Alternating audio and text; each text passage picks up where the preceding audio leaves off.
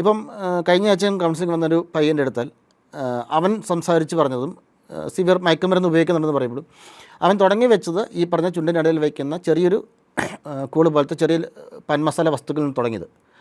Pan masala വസ്തു തുടങ്ങി കുറച്ച് കഴിഞ്ഞപ്പോൾ ആ പാൻ മസാല മാറിയിട്ട് മറ്റൊരു മയക്കുമരുന്ന് വസ്തുവായി.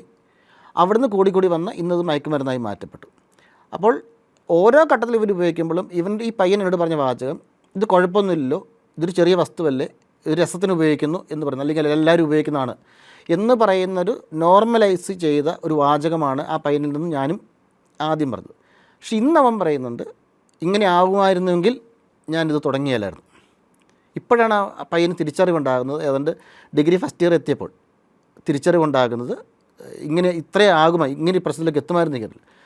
നമ്മളിതെല്ലാം ക്ലാസ്സിൽ എടുക്കുന്നതെല്ലാം പറയുമ്പോഴും അവർ ചിന്തിക്കുന്നത് ഞാൻ ഒരു ചെറിയ വസ്തുവിലേ ഉപയോഗിക്കുന്നുള്ളൂ, കൂടിയത് ഉപയോഗിക്കാറുണ്ടാൽ പോരെ എന്ന് പറയുന്നത്.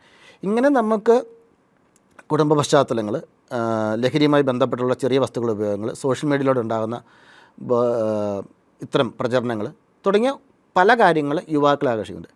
പിന്നെ ചെറുപ്രായത്തിൽ മുതലുള്ള മൊബൈൽ ഫോണിൻ്റെ അല്ലെങ്കിൽ മറ്റു കാര്യങ്ങൾ ഉപയോഗം ഉണ്ടാകുമ്പോൾ അവർക്ക് ഡോപ്പമിൻ അളവ് ശക്തമായി പതിപ്പിക്കും.